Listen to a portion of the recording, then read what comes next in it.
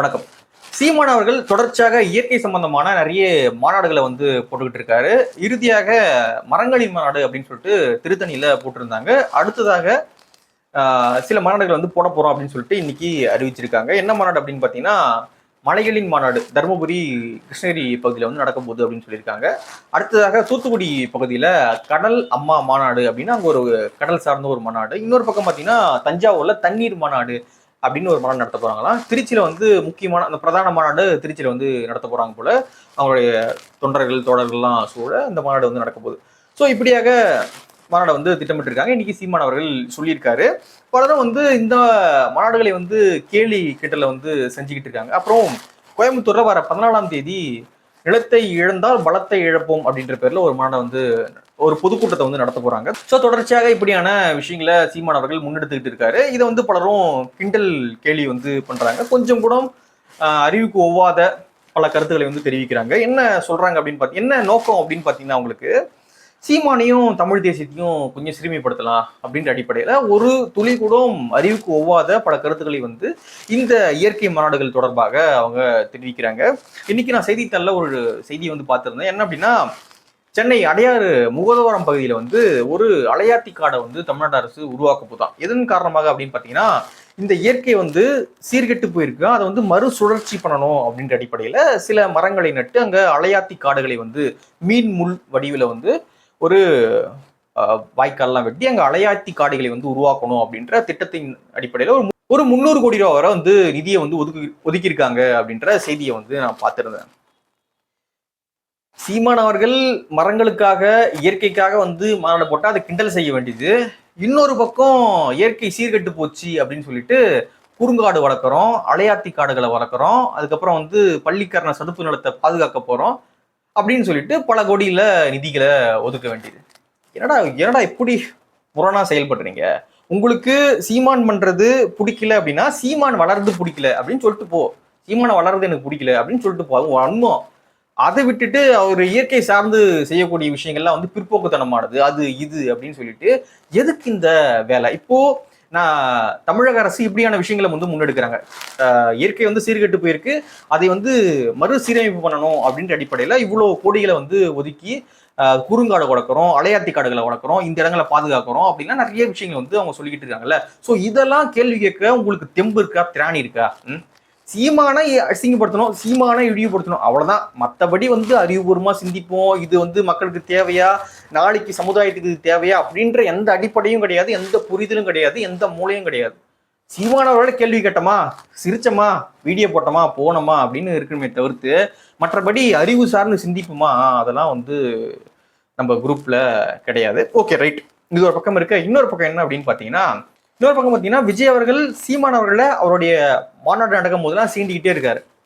அதன் எதிர்வினையாக சீமான் அவர்களும் நிறைய விஷயங்கள் பேசுறாரு, எதிர்வினையாக பேசுறாரு. ஆனா இந்த சனிக்கிழமை பொதுக்கூட்டம் நடத்த போறோம், பேரணி நடத்த போறோம் அப்படின்னு சொல்றாங்க இல்லையா, அது அனுமதி எல்லாம் கேட்டிருக்காங்க இல்லையா விஜய் டிவிக்கு. ஸோ அது தொடர்பாக சீமான் அவர்கிட்ட கேட்கும்போது அவர் என்ன சொல்றாரு அப்படின்னா, அது அவங்க கட்சி, அவங்க எப்ப நடத்தணும் அப்படின்றத அவங்க தான் முடிவு பண்ணணும் அப்படின்னு ரொம்ப பெருந்தன்மையாக அதை கடந்துட்டு போறாரு. ஸோ இதுதான் சீமான். நீ அவரை சீண்டன அப்படின்னா அவர் திருப்பி சீண்டுவார். அதை விட்டுட்டு நீ கம்முன்னு இருந்த அப்படின்னா அவரும் கம்முன்னு போயிடுவார். உன்னை இப்போ கேலி கிண்டல் பண்ணிருக்கலாம் சமூக வலைதளங்கள்ல. சனிக்கிழமை அப்படின்னு சொல்லிட்டு பல கேலி கிண்டல்கள் டிவிக்கு தொடர்பாக வைக்கப்பட்டுக்கிட்டு இருக்கு.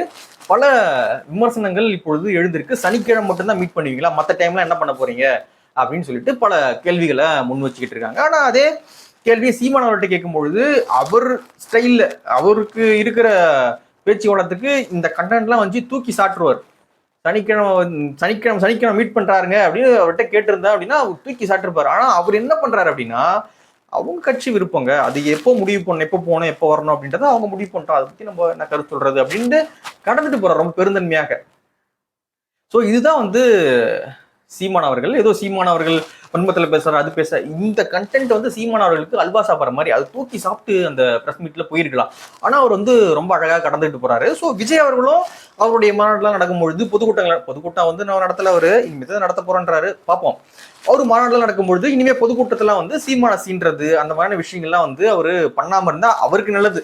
சீனார் அப்படின்னா திரும்ப சீமான் அவர்கள் இன்னும் அக்ரஸிவாக அவங்க கட்சி தோழர்கள்லாம் இன்னும் அக்ரஸிவாக வந்து டிவிகே வந்து தாக்குவாங்க. அதனால இதை வந்து கன்டினியூ ஆகிறதும் முடிக்கிறதும் திரு விஜய் அவர்கள் கிட்டையும் டிவிகே கிட்டையும் தான் இருக்கு அப்படின்னு நான் நினைக்கிறேன்.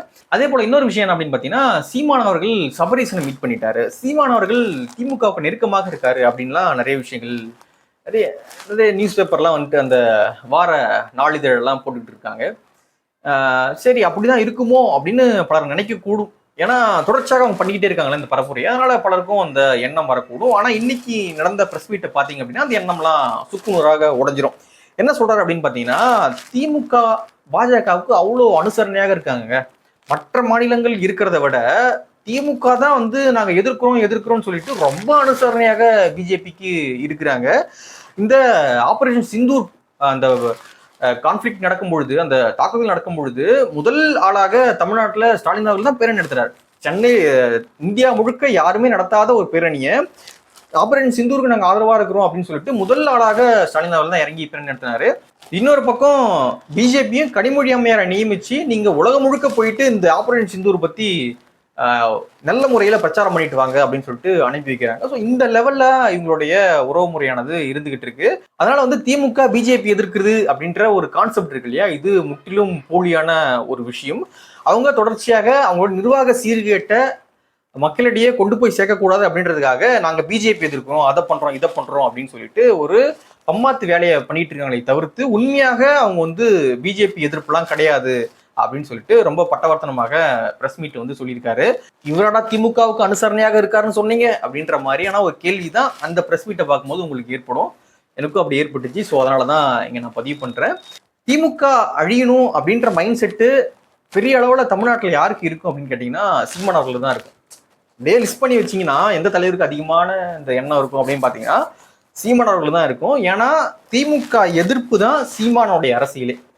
அப்படி இருக்கும் பொழுது திமுகவுக்கு அனுசரணையாக சீமான் அவர்கள் போறாரு அப்படின்றது வந்து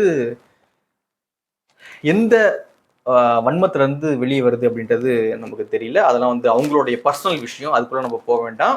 ஆனா பேசிக் என்ன அப்படின்னா திமுக காங்கிரஸ் எதிர்ப்பு தான் சீமான் அவர்களுடைய அரசியலே பண்றேன். இன்னொன்னும் அந்த பிரஸ் மீட்ல சொல்லியிருந்தாரு, நல்ல பிரஸ் மீட், அதனாலதான் நான் அதை டீகோட் பண்ற மாதிரி பேசிக்கிட்டு இருக்கேன். இன்னொரு விஷயம் என்ன அப்படின்னு பாத்தீங்கன்னா, மதுரை விமான நிலையத்துக்கு யார் பேரை வைக்கணும் அப்படின்ற பிரச்சனை ரொம்ப நாளா போயிட்டு இருக்குங்க. இப்போ ரீசெண்டாக எடப்பாடி பழனிசாமி அவர்கள் திரும்ப அதை கிளறி விட்டாரு. என்ன சொல்றாரு அப்படின்னு பாத்தீங்கன்னா, அதுக்கு வந்து முத்துராமலிங்க தேவர் பேர் வைங்க அப்படின்ற மாதிரி சொல்லிட்டாரு. நாங்கள் ஆட்சிக்கு வந்தா முத்துராமலிங்க தேவர் பேர் வைப்போம் அப்படின்ட்டு சொல்லிட்டாரு. அது பெரிய பிரச்சனையாக தென் மாவட்டங்கள்ல போயிட்டு இருக்கு. இந்த பக்கம் வந்து கிருஷ்ணசாமி அவர்கள் ஒன்று சொல்ல, ஜான் பண்ணின்னு ஒரு சொல்ல, அப்படிலாம் வந்து போயிட்டு இருக்கு. அப்புறம் டிடிவி அவர்களுமே வந்து ஒன்று சொல்லிட்டாரு, அது ஒரு பக்கம் போயிட்டு இருக்கு. ஸோ சீமான் அவர்கள்ட்ட கேட்குறாங்க, என்னங்க இந்த மாதிரி போயிட்டு இருக்கு, மதுரை விமான நிலையத்துக்கு யார் பேருங்க வைக்கலாம் அப்படின்னு கேட்கும் பொழுது அவர் என்ன சொல்றாருன்னா, பாண்டியன் நெடுஞ்செழியன் பேர் வைங்க, தாத்தா முத்துராமலிங்க தேவர் பேரும் வேணா, தாத்தா இமானுவேல் சேகரன் பேரும் வேணா. எங்களுக்கு என்ன யோசனை அப்படின்னு பார்த்தீங்கன்னா, பொதுவாக பாண்டியன் நெடுஞ்செழியன் பேரை வச்சிருங்க, எந்த பிரச்சனையும் இல்லாமல் போயிடும் அப்படின்ற விஷயத்த வந்து திரு சீமான் அவர்கள் சொல்றாரு. பஞ்சாயத்து முடிஞ்சு கிளம்பு கிளம்பு கிளம்பு அப்படின்ற மாதிரி தான் இருக்கு.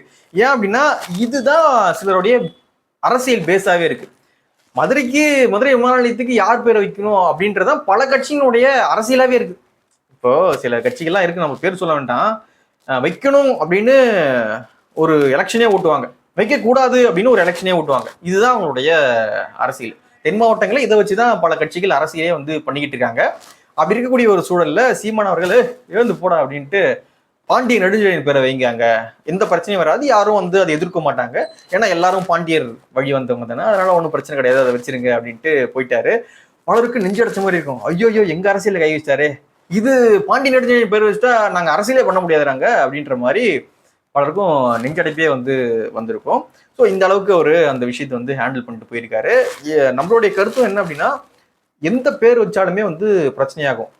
முத்துராமலிங்க தேவர் பேர் வச்சாலும் பிரச்சனையாகும், இமானுவேல் சேகரன் பேர் வச்சாலும் பிரச்சனையாகும். அதனால வந்து பொதுவான ஒரு பேர் வைக்கிறது அப்படின்றதுதான் இதுக்கு ஒரு முடிவாக இருக்கும் அப்படின்னு நான் நினைக்கிறேன். ஸோ சீமான் அவர்கள் ரொம்ப அழகாக அதை வந்து ஹேண்டில் பண்ணியிருந்தாரு. பாண்டியன் நெடுஞ்செழியன் பேரை மதுரை விமான நிலையத்துக்கு வச்சா ரொம்ப நல்லா இருக்கும் அப்படின்றது பலருடைய கருத்தாக இருக்கு. உங்களுடைய கருத்து என்னன்றதை கீழே கமெண்ட் பண்ணுங்க. இன்னைக்கு இமானுவேல் சேகரன் அவர்களுடைய நினைவு நாள். வழக்கப்படி என்ன பண்ணியிருக்காரு திரு விஜய் அவர்கள் அப்படின்னு பார்த்தீங்கன்னா, பனையூர்ல இருந்தபடியே திரு இமானுவேல் சேகரன் அவர்களுக்கு அஞ்சலி வந்து செலுத்தியிருக்காரு. ரொம்ப ரொம்ப ஒரு என்ன சொல்றதுனே எனக்கு இன்னும் புரியல. எப்படி இவர் வந்து பேரணி போறாரு, எப்படி பொதுக்கூட்டத்துல பேச போறாரு, என்ன பேசுவாரு, எத்தனை பொதுக்கூட்டத்துல எனக்கு இன்னும் அது வந்து புரியல. அது லாஜிக்கே எனக்கு புரியல. அது கேட்டிருக்காங்க, சனிக்கிழமை சனிக்கிழமை தான் கேட்டிருக்காங்க. ஆனாலுமே இவர் என்ன பேசுவாரு, அதுல எப்படி கலந்துப்பாரு, மக்களை எப்படி ஹேண்டில் பண்ணுவாரு, எனக்கு ஒன்றும் அது புரிஞ்சிக்கவே முடியல. எல்லா நிகழ்ச்சியும் பனையூர்ல வச்சே முடிக்கிறாரு. சரி ரைட், என்ன அப்படின்றத வெயிட் பண்ணி பார்க்கலாம். உங்களுடைய கருத்து என்ன அப்படின்றத கீழே கமெண்ட்ல பதிவு பண்ணுங்க. நன்றி.